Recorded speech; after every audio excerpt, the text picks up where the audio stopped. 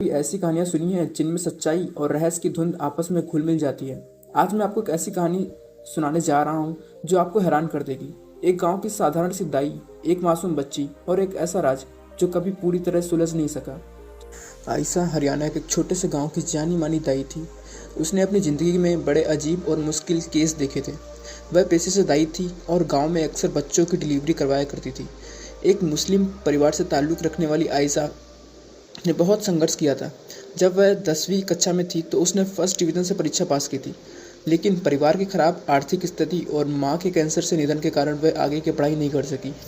अपने पिता को पहले ही खो चुकी थी, जो आर्मी में शहीद हो गए थे। आयशा और उसका छोटा भाई अपने गांव में अपनी मां के बिना बड़े हुए थे। आयशा ने अपनी मेहनत और ईमानदारी से गांव में एक पहचान बनाई थी।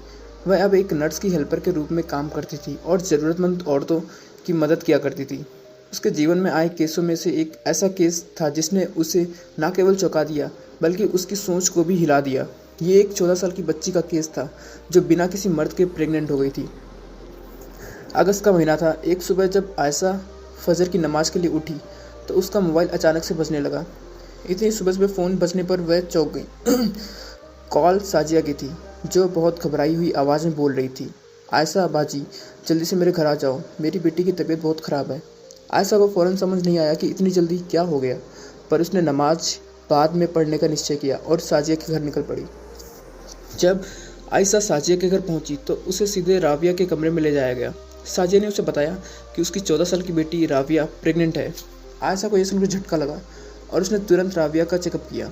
वह ये यकीन नहीं कर पा रही थी कि राबिया सच में प्रेग्नेंट थी। उसने राबिया से सवाल किया, ये सब कैसे हुआ? क्या किसी ने तुम्हारे साथ ज़बरदस्ती की है? लेकिन राबिया ने जवाब दिया, नहीं, मेरे साथ किसी ने कुछ गलत नहीं किया। मुझे एक सपना आया था जिसमें एक औरत ने बताया था कि मैं माँ बनने वाली हूँ। आयशा हैरान थी। वह समझ नहीं पा रही थी कि ये सब कैसे मुमकिन हो सकता है। साजिया और उसकी माँ भी गहरे सदमे में थे। साजिया रोते हुए कह रही थी, आयशा बाजी, हमने अपनी पूरी ज़िंदगी शराफत में बिताई है, फिर ये सब कैसे हुआ? साजिया ने हाथ जोड़कर आयशा से गुहार लगाई कि वह इस बच्चे से छुटकारा दिला दे। लेकिन आयशा ने साजिया को समझाया कि अब बच्चे को गिराना मुमकिन नहीं है, क्योंकि बच्चा पूरी तरह से विकसित हो चुका था और डिलीवरी का समय नज़दीक था। आयशा ने साजिया और उसकी माँ की हिदायत दी कि वह इस मामले को गुप्त रखे और राबिया को गांव की औरतों से दूर रखे। लेकिन गांव की औरतें बहुत बातूनी होती हैं और राबिया के शरीर में हो रहे बदलाव पर उनकी नज़र पड़ने लगी थी। गाँव में अफवाहें उड़ने लगी। आयशा खुद भी उलझन में थी।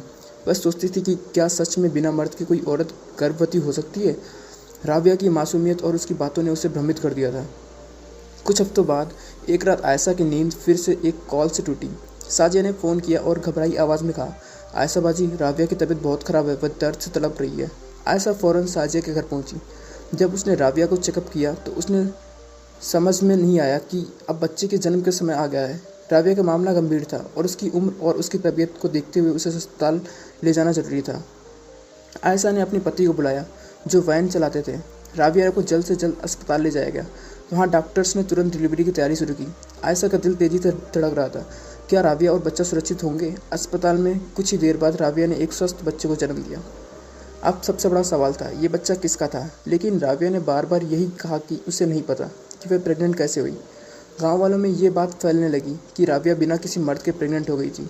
लेकिन कुछ सवाल कभी सुलझते नहीं हैं। कुछ घटनाओं के पीछे का रहस्य शायद कुदरत ही जानती है।